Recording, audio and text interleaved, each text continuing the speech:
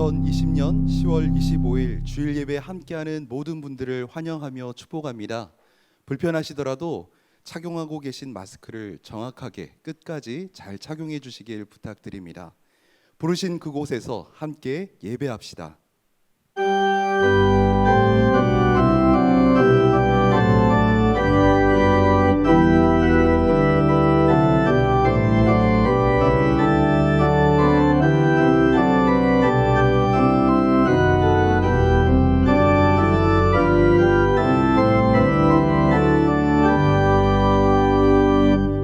하나님은 영이시니 예배하는 자가 영과 진리로 예배할지니라.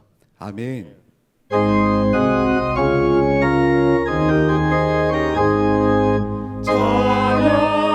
찬양하라 복되신 것의 주 예수 백성들아 사랑을 전하세 경배하라 하늘의 천군과 천사 영광을 돌리세 독자같이 우리를 지키시고 정의 품에 일하라 주시니 찬양하라 높으신 권세를 찬양 찬양 찬양 영원히 드리세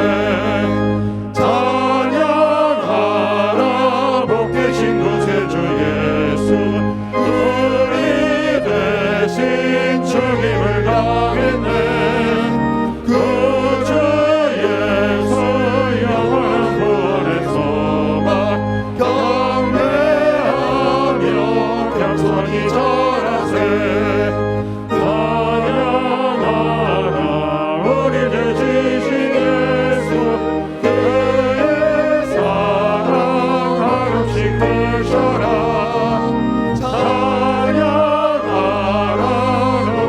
권세를 찬양 찬양 찬양 영원히 드리세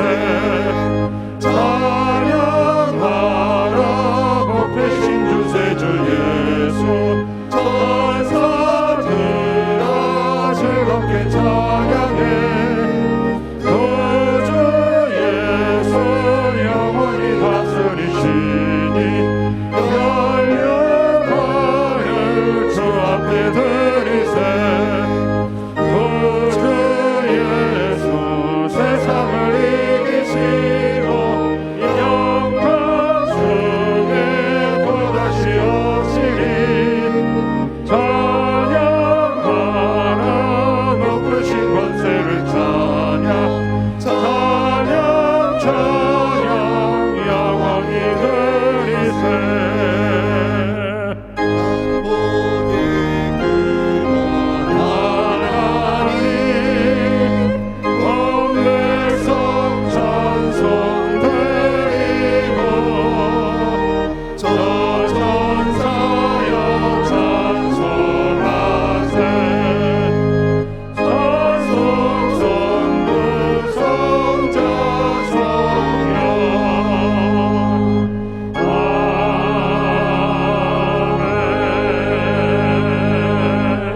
함께 사도신경으로 우리의 신앙을 고백하겠습니다. 전능하사 천지를 만드신 하나님 아버지를 내가 믿사오며 그 외아들 우리 주 예수 그리스도를 믿사오니 이는 성령으로 잉태하사 동정녀 마리아에게 낳으시고 본디오 빌라도에게 고난을 받으사 십자가에 못 박혀 죽으시고 장사한 지 사흘 만에 죽은 자 가운데서 다시 살아나시며 하늘에 오르사 전능하신 하나님 우편에 앉아 계시다가 저리로서 산자와 죽은 자를 심판하러 오시리라. 성령을 믿사오며 거룩한 공회와 성도가 서로 교통하는 것과 죄를 사하여 주시는 것과 몸이 다시 사는 것과 영원히 사는 것을 믿사옵나이다. 아멘.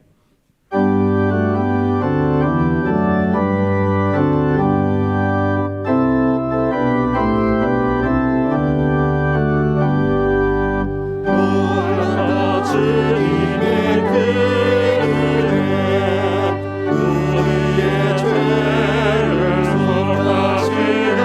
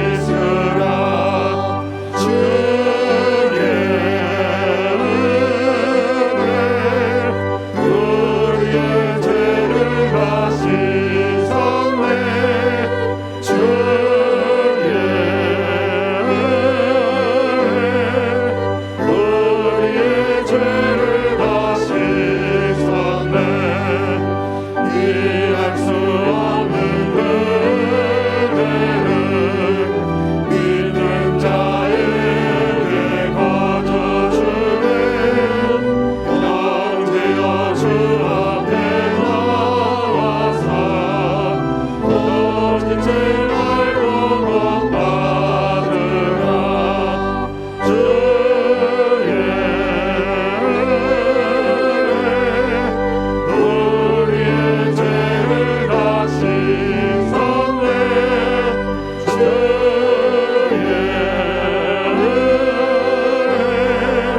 우리의 죄를 다 씻었네.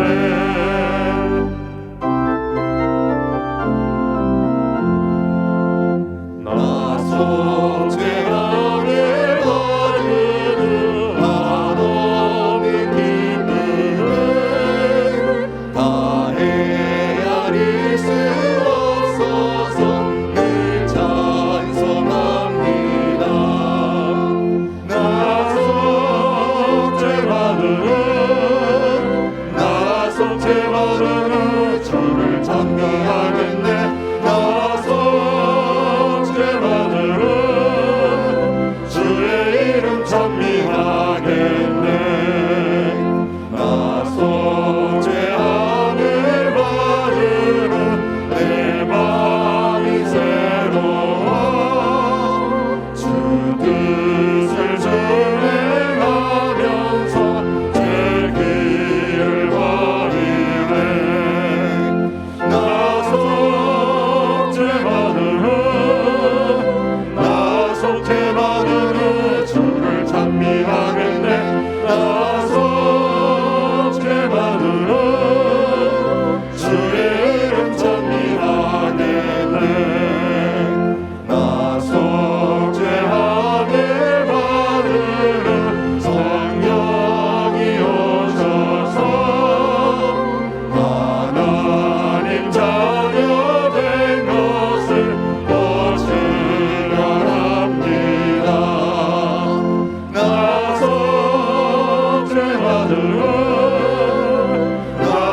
죄받으러 주를 찬미하겠네. 나서 죄받으러 주의 이름 찬미하겠네.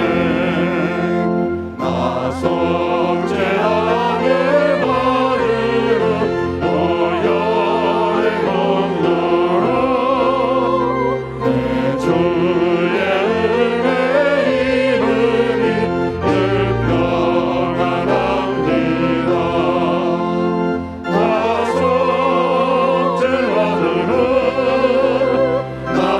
죄받으러 주를 찬미하겠네. 나서 죄받으러 주의 이름 찬미하겠네.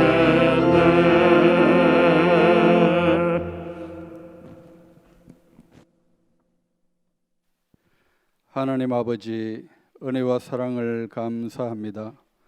예수님의 십자가의 보혈로 우리를 구원하여 주시고 새 생명을 주셔서 하나님을 예배하는 자로 불러주시니 감사합니다. 또한 다시금 이렇게 예배당에서 대면 예배를 드릴 수 있게 해주시니 감사합니다. 지금 이 시간 성령님 찾아와 주셔서 영과 진리로 예배드릴 수 있도록 인도해 주옵소서. 예배 가운데 오직 하나님께서 홀로 영광 받아주시고 우리 모든 성도들 성령의 충만함으로 말씀과 찬양과 기도 가운데 하나님을 뜨겁게 만날 수 있도록 인도하여 주옵소서. 지난 한 주간의 허물들을 용서해 주시고 하나님의 자녀로서의 기쁨을 회복하도록 해 주옵소서. 하나님 아버지, 우리 해운대 제일교회를 이곳에 두시고 이 시대의 빛과 소금의 역할을 감당하게 하신 것을 감사합니다. 비록 올해는 코로나라는 국가적 재난으로 교회가 감당해야 하는 사명들을 다 할 수 없었으나 이 고난을 통해 우리의 신앙과 삶의 모습을 점검하고 교회의 존재 목적을 깊이 생각하게 하시니 감사합니다.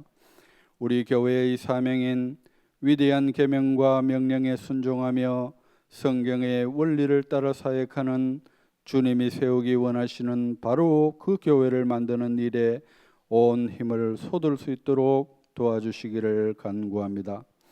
이를 위해 세우신 담임 목사님과 부교역자, 셀 목자, 다음 세대 교사들이 진리의 말씀을 바르게 대언하고 가르칠 수 있도록 늘 성령 충만하게 해 주시기를 원합니다.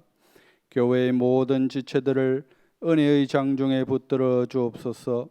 연로하신 어른들 건강을 더하여 주시고 자녀 손들이 잘 되는 복을 허락하여 주시기를 원합니다. 젊은 청년들과 학생들에게 지혜와 명철을 더하여 주셔서 나라와 민족과 교회를 위해 헌신할 수 있는 사람들 다 되게 하여 주옵소서. 입시를 앞둔 학생들에게 각별한 은혜를 더하여 주셔서 남은 시간 잘 준비할 수 있도록 최선의 건강과 환경을 허락해 주옵소서. 선교사님들과 그 가족들을 눈동자같이 지켜주시고 사역하는 현장이 성령 충만한 가운데 많은 씨앗을 뿌리고 풍성한 열매를 맺게 해 주옵소서. 감염병으로 인해 아직 선교지로 들어가지 못하고 있는 선교사님들이 속히 복귀할 수 있도록 선교지의 상황을 호전되게 해주시고 현지 교회도 안전하게 지켜 주옵소서. 이 시간 말씀을 전하실 목사님 성령께서 함께 해주셔서 우리 교회와 성도들에게 주시고자 하는 하나님의 말씀이 그대로 선포되게 해주시고 우리 모두에게는 큰 은혜의 시간, 회복과 결단의 시간이 되게 해 주옵소서.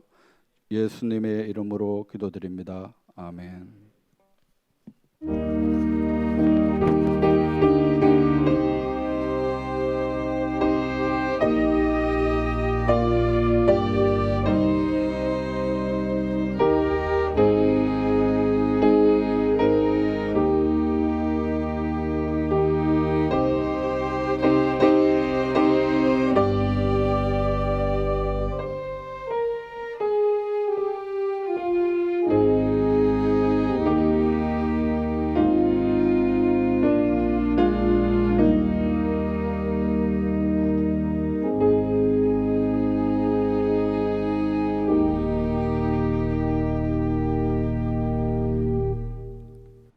오늘 우리에게 주시는 하나님의 말씀은 시편 32편 1절부터 7절 말씀 되겠습니다. 구약성경 시편 32편 1절에서 7절까지 제가 읽어드리겠습니다. 허물의 사함을 받고 자신의 죄가 가려진 자는 복이 있도다. 마음에 간사함이 없고 여호와께 정죄를 당하지 아니하는 자는 복이 있도다. 내가 입을 열지 아니할 때에 종일 신음함으로 내 뼈가 쇠하였도다. 주의 손이 주야로 나를 누르시오니 내 진액이 빠져서 여름 가뭄에 마름같이 되었나이다. 내가 이르기를 내 허물을 여호와께 자복하리라 하고 주께 내 죄를 아리고 내 죄악을 숨기지 아니하였더니 곧 주께서 내 죄악을 사하셨나이다. 이로 말미암아 모든 경건한 자는 주를 만날 기회를 얻어서 주께 기도할지라. 진실로 홍수가 범람할지라도 그에게 미치지 못하리이다. 주는 나의 은신처이오니 환난에서 나를 보호하시고 구원의 노래로 나를 두르시리이다. 아멘. 오늘은 죄사함을 받은 자는 복이 있도다 라는 제목으로 말씀드리겠습니다. 복 있는 사람이 누구냐라고 질문을 하게 되면은 일반적으로 오복을 갖춘 사람이라고 합니다. 세상 사람들이 말하는 5가지 복들이 있습니다. 그 5가지 복들을 갖춘 자를 복 있는 사람 이렇게 말합니다. 5가지는 장수하는 것, 부요하고 풍족하게 사는 것, 몸과 마음이 건강하고 평안한 것, 덕을 좋아하는 것, 깨끗하고 편안하게 죽는 것입니다. 이 5가지 복을 갖춘다면 정말 복 있는 사람이라고 부를 수가 있을 것입니다.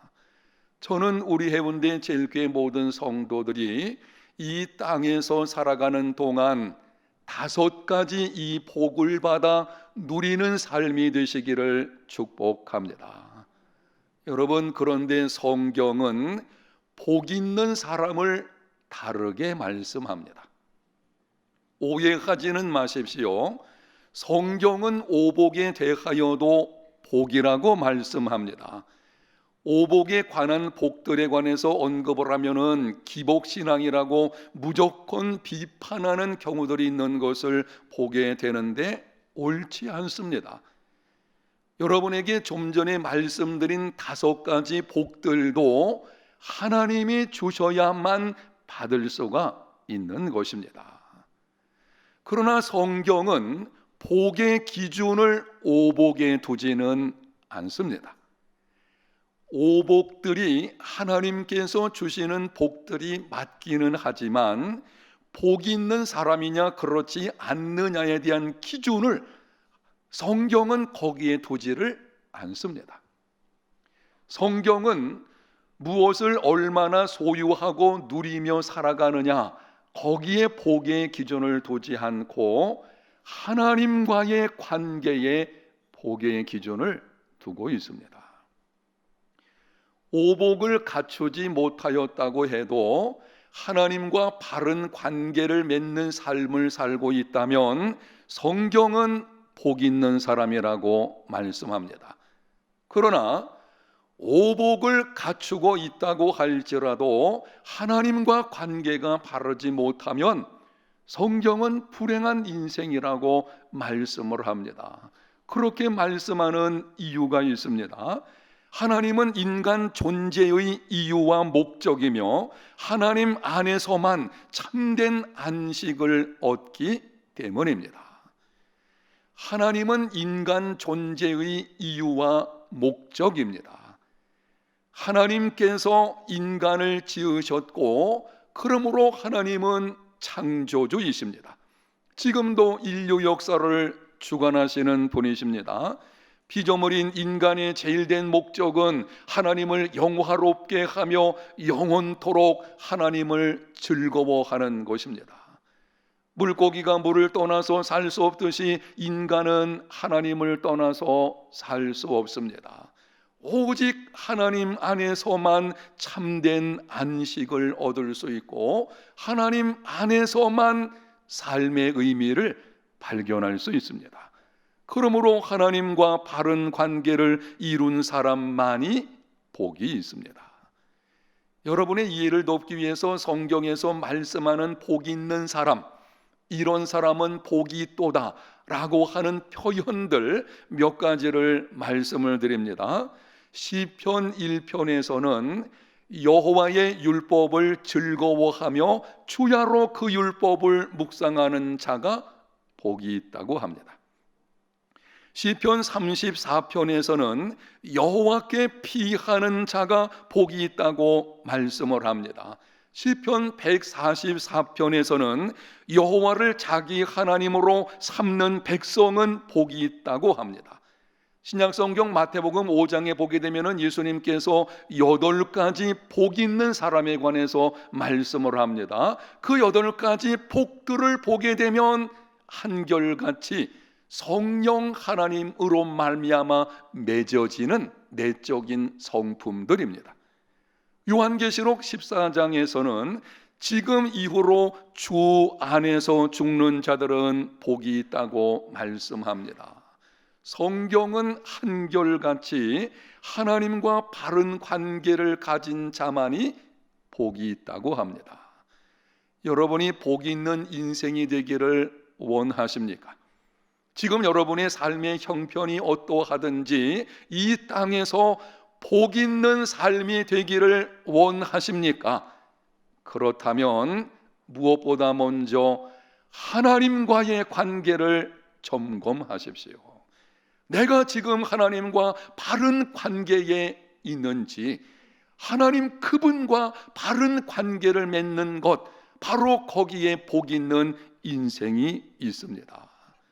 삶에 필요한 오복들, 5가지 복들도 우리 삶에 필요한 것입니다. 그러한 5가지 복들은 먼저 하나님의 나라와 의를 구하면 하나님의 뜻 가운데서 더하여 주시는 것입니다. 오늘 본문 1절과 2절에서는 복 있는 사람이 누구인지를 이렇게 말씀합니다. 허물의 사함을 받고 자신의 죄가 가려진 자는 복이 있도다. 마음에 간사함이 없고 여호와께 정죄를 당하지 아니하는 자는 복이 있도다. 여러분이 영상에서 이 말씀을 보고 계신데요, 눈을 크게 뜨고 살펴보십시오. 죄가 전혀 없는 자가 복이 있다, 그렇게 말씀하지 않습니다. 허물과 죄를 가지고 있지만 그것을 사함받는 사람이 복이 있다고 말씀을 합니다. 죄가 무엇입니까? 1절과 2절을 보게 되면은 동일한 죄라고 하는 것을 3가지 다른 표현을 합니다. 허물, 죄, 간사함, 이렇게 표현을 하고 있는데 원어의 의미를 보게 되면은 차이가 있습니다. 허물, 반항의 뜻을 가지고 있습니다. 분명히 그어진 선을 적극적으로 위반하는 것입니다. 하나님께서 말씀하시기를 너 이렇게 하면 안 돼, 이 선을 넘으면 안 돼 라고 하는 그 선을 고의적으로 넘어가는 것, 고의적인 불순종이 바로 죄입니다. 본문에서 죄라고 하는 이 말은 원어 의미를 보게 되면은 관역이 빗나가다라는 뜻을 가지고 있습니다. 어떤 목표에 도달하지를 못하는 것입니다. 의도되지 않은 잘못된 행위인 것입니다. 나는 그렇게 살기를 원치 않아서요. 그런데 내 의지와 상관없이 연약함으로 인해서 잘못을 저지르는 경우, 이것을 말하는 것입니다. 신약 성경에서는 이렇게 표현을 합니다. 선을 행할 줄 알고도 행치 않는 것이 죄이다. 간사함, 악한 생각입니다. 내적인 성품이 구부러졌다는 뜻을 가지고 있습니다. 마음에 있는 악한 생각도 죄입니다. 그렇다면 세상에 죄가 없는 사람은 아무도 없습니다. 생각해 보십시오. 선을 행할 줄 알고도 행치 않는 것이 죄다, 그리고 마음에 있는 악한 생각도 죄라면 세상에 죄를 범하지 않는 자가 누가 있겠습니까? 모든 사람들이 죄를 범하였습니다. 그래서 성경은 이렇게 말씀을 합니다. 전혀 죄가 없는 자가 복이 있다라고 하는 것이 아니고 허물과 죄를 사함받는 사람이 복이 있다고 합니다. 죄는 하나님과의 관계를 깨트리는 것입니다. 허물과 죄를 사함받고 하나님과의 관계가 회복되어지는, 하나님과 바른 관계에 들어가는 그 사람이 복 있는 인생을 살아가는 것입니다. 죄 사함을 받지 못하고 죄를 해결하지 않고 죄 가운데 거하면 어떤 결과가 찾아오는지, 죄 사함을 받은 자는 복이 있다고 말씀을 드리고 있습니다. 그런데 죄를 사함받지 못한, 여전히 그 죄를 가슴에 품고 죄와 함께 살아가게 되면 어떤 결과가 찾아오게 되는지 본문 3절과 4절에 말씀을 합니다. 내가 입을 열지 아니할 때에 종일 신음함으로 내 뼈가 쇠하였도다. 주의 손이 주야로 나를 누르시오니 내 진액이 빠져서 여름 가물에 마름같이 되었나이다. 범죄한 다윗이 고백하는 말인데요, 다윗이 간음죄와 살인죄를 짓고 나서 1년 정도를 그것을 그대로 가지고 있었습니다. 하나님 앞에 나와서 해결하지 않았어요. 그때의 자기의 심령이 어떠했는지를 여기서 고백하는 것입니다. 내가 입을 열지 아니할 때에 하나님의 백성들이 죄를 짓고 해결하지 않으면 하는 뜻을 가지고 있습니다. 그렇게 하면 하나님께서 주야로 누르십니다. 죄를 깨닫고 바른 길로 돌아오도록 책망하시고 압박하십니다. 돌아올 때까지 계속해서 하나님이 누르십니다. 하나님 백성들이 죄 가운데 계속 거하고 있으면 하나님 가만두시지 않습니다. 찾아오셔서 누르시기를 시작하는데요, 그 결과가 어떻게 나타나는가 하면은 양심의 가책과 죄책감으로 구원의 기쁨과 마음의 평안이 사라지게 됩니다. 마음의 고통과 곤고함은 몸까지도 쇠약하게 만듭니다.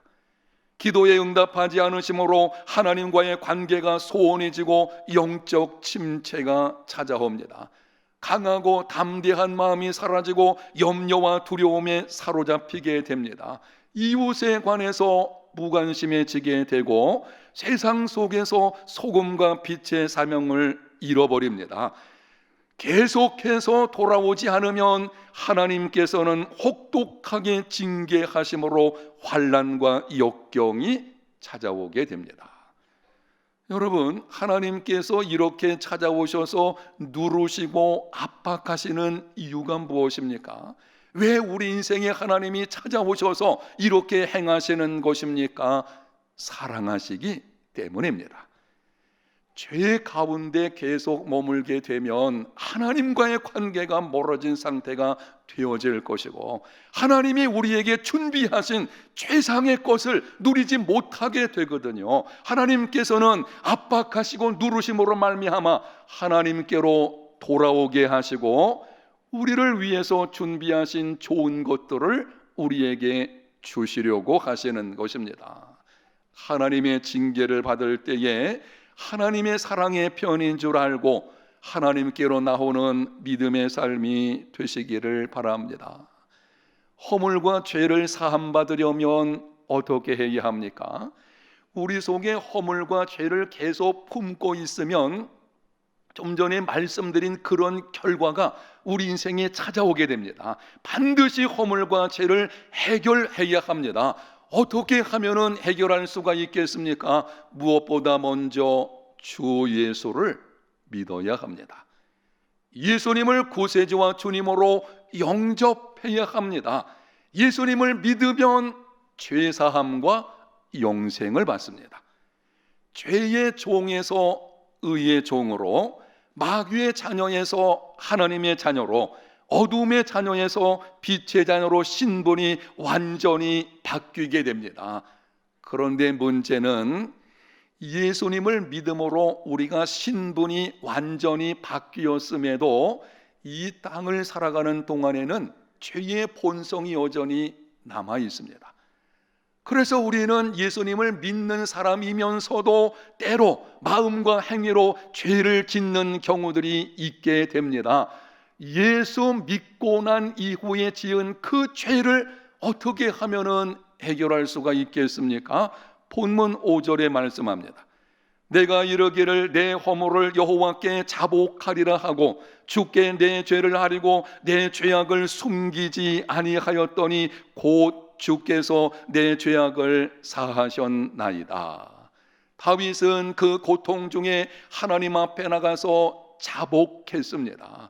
정직하게 숨기지 않고, 다윗이 여기 반복해서 말하는 것을 주목하여 보십시오. 내 허물, 내 죄를, 내 죄악을, 내 죄악을 다윗은 자신이 죄인임을 철저하게 인정하고 자복하는 것입니다. 여기 내 죄악, 내 허물, 나를 강조하고 반복하는 것은요, 핑계하지 않는 것입니다. 누군가 아니면 환경 탓으로 돌리는 것이 아닙니다. 하나님, 내 죄 때문입니다. 내가 죄를 지었습니다. 이렇게 상한 심령으로 통회하며 입술을 열어서 고백하는 것이 바로 자복하는 것이고, 그러한 자복을 하게 될 때에 하나님께로부터 사함을 얻게 됩니다. 죄를 사함 받으려면 자신의 죄를 명확하게 인정하고 통회하며 상한 심령으로 자복해야 합니다. 그러면은 5절 하반절에 이렇게 기록되어 있어요. 곧 주께서 내 죄악을 상하셨나이다. 한번 따라합니다. 곧. 그렇게 자복하는 즉시 하나님께서 우리의 죄를 사하여 주신다는 것입니다. 여기 사하셨다라는 말은 원어의 뜻을 보게 되면은 제거하여 멀리 운반하다라는 것을 가지고 있어요. 통회하며 상한 심령으로 자복하게 되어지면 하나님께서는 지금 우리 속에 있는 그 죄를 제거해내셔서 우리가 결코 가지고 올 수 없는 먼 곳으로 옮겨 버리십니다. 시편 103편 12절에는 이렇게 말씀합니다. 동이 서에서 먼 것 같이 우리 죄가를 우리에게서 멀리 옮기셨으며 동쪽 끝에서 서쪽 끝까지는 촘속 비행기를 타고 평생을 달려가도 도달할 수 없는 곳입니다. 그렇게 먼 곳으로, 우리가 결코 다시 가져올 수 없는 그 먼 곳으로 하나님께서 우리의 죄과를 옮겨 놓으십니다. 사도 요한은 자백과 관련해서 이렇게 그의 서신에서 말씀을 합니다. 만일 우리가 우리 죄를 자백하면 그는 미쁘시고 의로우사 우리 죄를 사하시며 우리를 모든 불의에서 깨끗하게 하실 것이요. 만일 우리가 우리 죄를 자백하면, 이 말은 이런 뜻입니다. 모든 죄악에 대하여 하나님 앞에서 통회하며 상한 심령으로 자백을 하면 우리 죄를 사하시며 자백하는 즉시 사하여 주십니다. 모든 불의에서 깨끗하게 하실 것이요 죄로 더럽혀진 자가 아니라 깨끗한 자로 여겨 주십니다. 예수 그리스도의 보혈은 죄를 덮어줄 뿐만이 아니고 죄에서 깨끗하게 하십니다. 여러분이 예수님을 구세주로 영접했다면, 그리고 예수님 믿은 후에 어떤 특별한 죄를 지은 것이 있어서 그것을 하나님 앞에 나와서 정직하게 통회하는 상한 심령으로 자백했다면 죄사함 받았음을 확신하시기를 축복합니다. 용서는 나의 선행이나 감정에 근거하는 것이 아니에요. 내 감정의 찌꺼기가 아직 남아있는데 안 해요. 용서는 하나님의 약속, 그리고 예수 그리스도의 보혈의 능력에 달려있는 것입니다. 신약성경 누가복음 15장에 보면 돌아온 탕자의 비유가 나옵니다. 정확하게 말씀을 드리면 아버지의 사랑의 비유입니다. 아들이 아버지를 떠나서 호랑방탕하게 살았습니다. 궁핍해가지고 주려 죽을 지경이 되어서야 아버지의 사랑을 기억하고 집으로 돌아왔습니다. 아버지는 돌아온 아들을 아무 조건 없이 용서하고 잔치를 베풀어 주었습니다. 불교 문학에도 보게 되면은 돌아온 아들에 대한 이야기가 있습니다. 탕자의 비유와 같은 그런 비유가 불교 문학에도 나오는 것을 보게 됩니다. 그런데 성경에 말씀하는 탕자의 비유에 돌아온 아들과 불교 문학에서 이야기하는 돌아온 아들의 관계는 전혀 엄청난 차이가 있는 것을 보게 됩니다.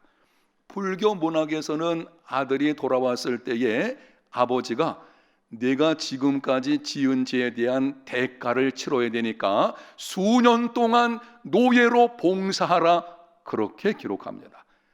그런데 예수님의 비유에서는 아버지가 돌아온 아들에게 아무것도 요구하지 않았습니다. 있는 모습 그대로 영접했습니다. 과거를 조금도 문제 삼지 않았습니다. 오히려 잔치를 베풀고 이전의 아들의 신분을 회복해 주었습니다.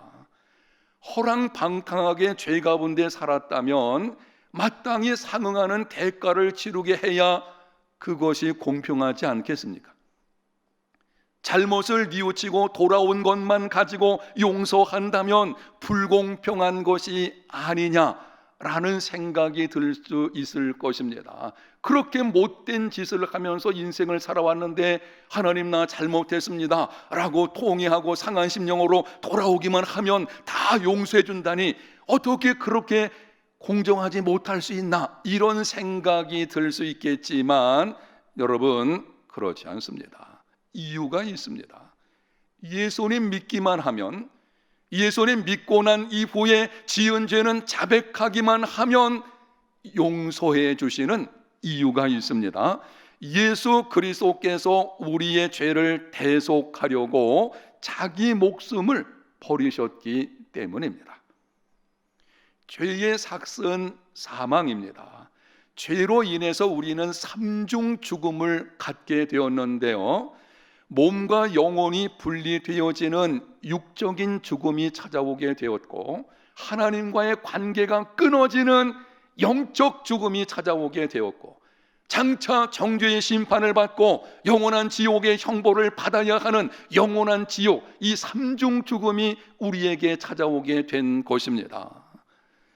그런데 예수 그리스도께서 우리를 위하여 자기 목숨을 버리심으로 우리가 지불해야 하는 죄의 삭을 대신 담당하셨습니다. 예수님께서 십자가상에서 네 번째로 말씀을 하셨습니다. 나의 하나님, 나의 하나님, 어찌하여 나를 버리시나이까? 예수님의 십자가 사건은 아버지 하나님께로부터 버림당하는 것입니다. 우리가 하나님께로부터 버림당하는 영적 죽음을 대신 담당하시는 것입니다. 일곱 번째로 말씀하시기를 아버지여 내 영혼을 아버지 손에 부탁하나이다. 그리고 죽으셨습니다. 여러분, 하나님의 아들이 죽어야 하는 이유가 무엇이겠습니까?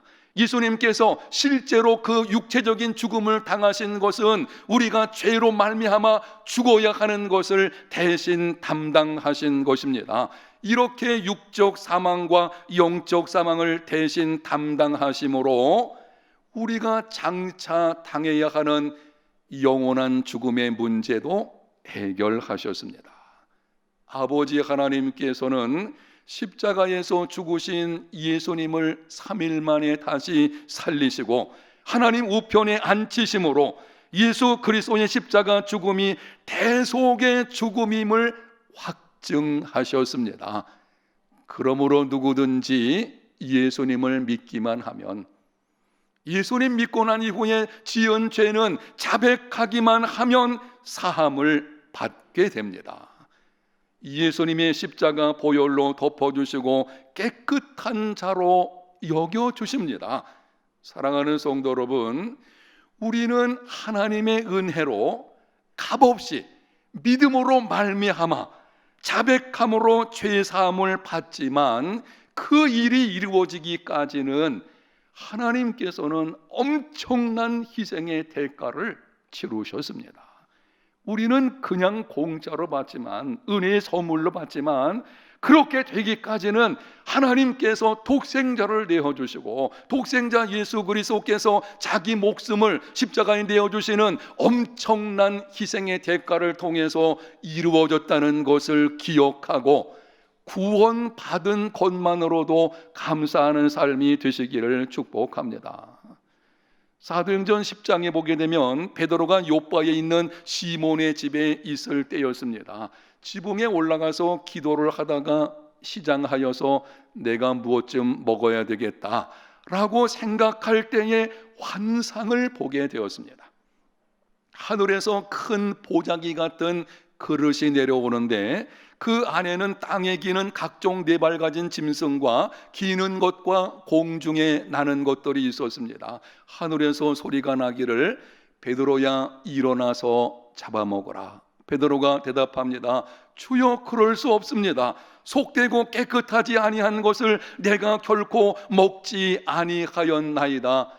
하늘에서 소리가 다시 들리기를 하나님께서 깨끗하게 하신 것을 네가 속되다고 하지 말아라. 3번 반복한 사건이 있었고 그리고 나서 그릇이 곧 하늘로 올려져 갔습니다. 성령께서 베드로의 그 사건을 통해서 우리에게 말씀하시는 것입니다. 사도행전 10장에 기록되어진 바로 그 사건은 그 당시 사건으로 끝나는 것이 아닙니다. 오늘날을 살아가는 우리에게 이렇게 말씀하시는 것입니다. 하나님께서 깨끗하게 하신 것을 네가 속되다고 하지 말라. 여러분이 예수님을 믿고 그리고 예수님을 믿은 후에 지은 죄를 통회하며 자백했다면 하나님께서 말씀하십니다. 너는 깨끗하다. 하나님께서 깨끗하다 하신 것을 속되다고 하지 마십시오.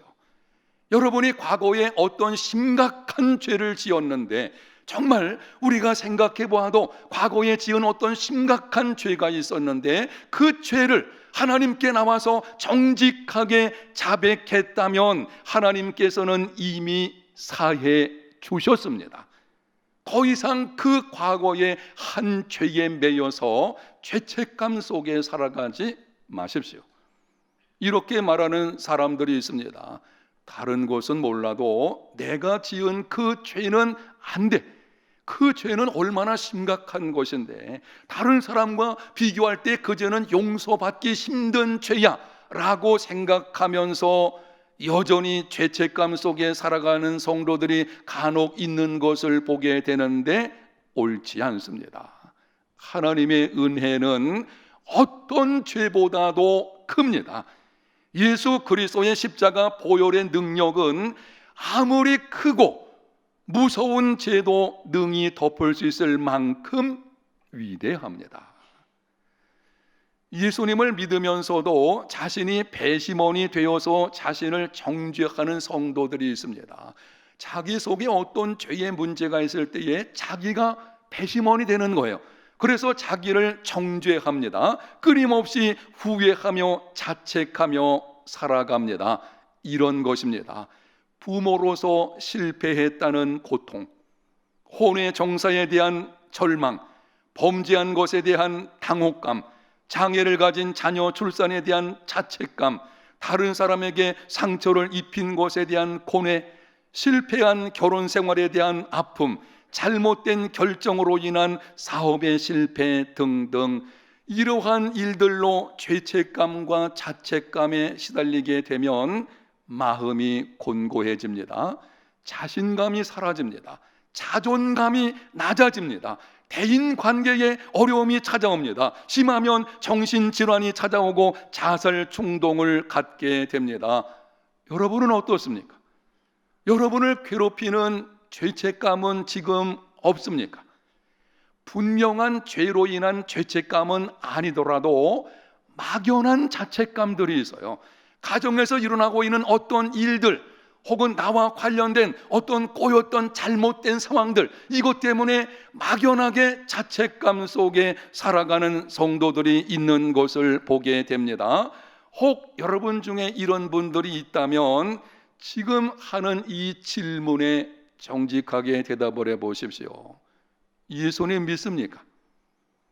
여러분이 지은 그 과거의 어떤 죄나 여러분이 지금 죄책감을 가지고 있는 그 어떤 한 죄, 거기에 대해서 정직하게 상한 심령으로 하나님께 자백한 적이 있습니까? 그렇다면 성령께서 이미 이렇게 말씀하셨습니다. 너는 깨끗하다.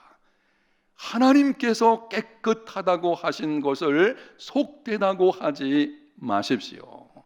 사랑하는 성도 여러분, 이제 그만 자신을 용서하십시오. 다른 사람을 용서할 뿐 아니라 내 자신도 용서해야 돼요. 내가 하나님 앞에서 죄사함을 받았다면 하나님이 깨끗하다고 하셨으니 하나님이 깨끗하다고 말씀하셨는데 왜 자기 자신에 대해서 스스로 더럽다고 하는 것입니까? 이제 그만 자신을 용서하십시오. 더 이상 죄책감과 자책감에 매여 살아가지 마십시오. 구원의 확신을 가지고 죄 사함에 대한 확신으로 자유함을 누리며 살아가는 삶이 다 되시기를 바랍니다. 죄 사함을 받은 자는 복 있는 사람입니다. 기도합니다. 하나님 아버지, 오늘 말씀을 통해서 죄 사함 받은 복 있는 자에 관해서 듣게 하시옵사오니 이 말씀 붙들고 이제는 사함을 얻고 자책감이나 죄책감에 끌려다니는 인생의 걸음이 아니라 그리스도 예수 안에 주어지는 자유함과 기쁨과 평강과 풍성함을 누리며 살아가는 복 있는 인생의 삶이 다 되게 하여 주시옵소서. 예수님 이름으로 기도합니다. 아멘. 여러분이 이미 드리신 헌금을 하나님께 올려드릴 때에 임준효 집사님 특송 듣도록 하겠습니다. 가정에서 예배하시는 분들은 온라인 헌금을 해주시기를 바랍니다.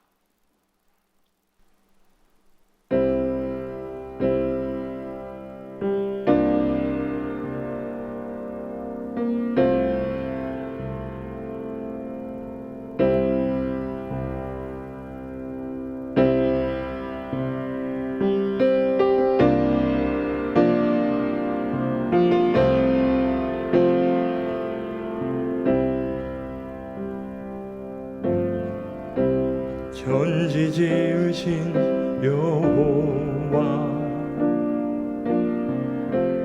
내 삶을 이끄시네. 너는 내 것이라 칭하시며 기름 부어 세우신 주, 동행하시려 떠나라 하며 채우시려 갈급게 하니,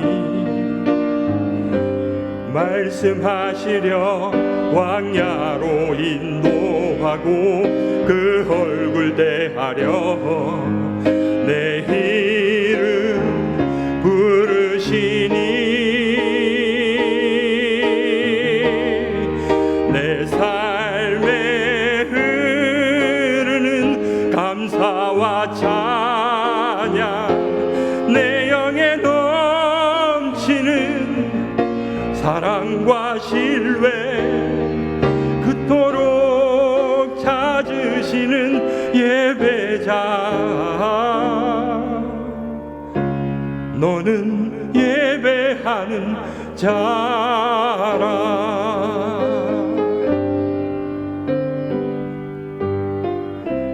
천지 구하신 여호와, 내 영을 도우시네. 복의 근원이라 선포하며 너를 통해 일하는 주, 두려워 말라 널 지키리라. 담대하라 늘 함께하리. 너를 높이려 내 신을 벗게 하고 그 영광 나타내 내 영혼 살게 되리. 내 삶에 가득한 거룩한 능력, 내 영의 급한 믿음의 향기, 그토록 찾으시는 예배자, 너는 예배하는 자라.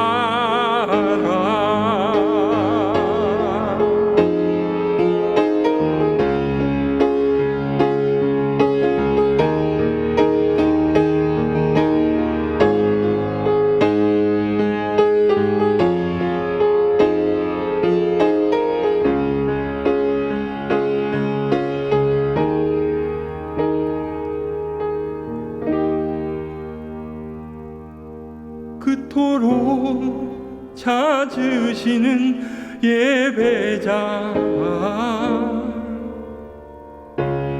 너는 예배하는 자라.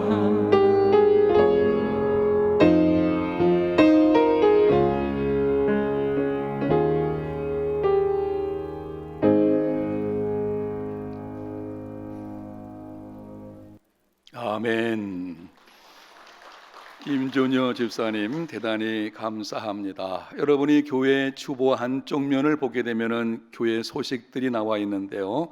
공동체 소식 몇 가지 말씀을 드리도록 하겠습니다. 오늘 3부 예배 시에 새가족 수료식이 있습니다.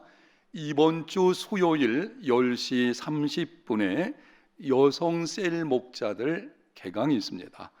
여성셀 목자 되시는 분들은 이번 주 수요일 모임을 모시기를 바랍니다. 2020년 하반기 학습셀에 입교 신청을 받고 있습니다. 금년에 코로나19로 인해서 중요한 행사들이 다 진행되기는 어렵습니다. 추수감사주일 특별 행사는 갖기가 어려울 것이고요. 그날 추수감사주일 11월 15일 오후 예배 때에, 오후 예배가 아니고 오후 예배 때에 학습셀에 입교식이 있게 될 것입니다. 해당되시는 분들 신청을 해 주시기를 바랍니다. 매일 성경 사무실과 아래 1층 친교실 쪽에서 판매하고 있습니다. 여러분 매일 성경책 11월과 12월 두 달에 해당되는 것이거든요. 구입을 하십시오. 구입하셔서 여러분이 매일 주어진 그 본문 말씀 함께 묵상하게 되면 큰 은혜가 있게 될 것입니다. 남대희 집사님과 김민정 권사님의 모친 되시는 안수남 집사님 소천하셔서 지난 주간에 장례를 치루었습니다. 위로의 교제를 나누어 주시기를 바랍니다. 남은 광고는 주보를 보시면 되겠고요. 다 일어나셔서 옆 사람 뒷사람에게 작은 소리로 합니다. 늘 평안하시기를 바랍니다.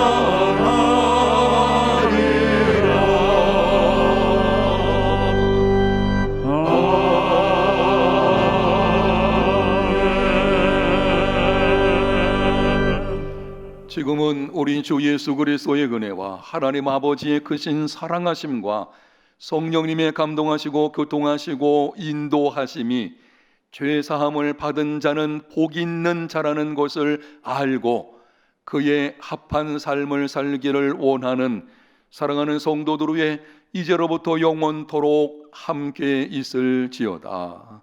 아멘.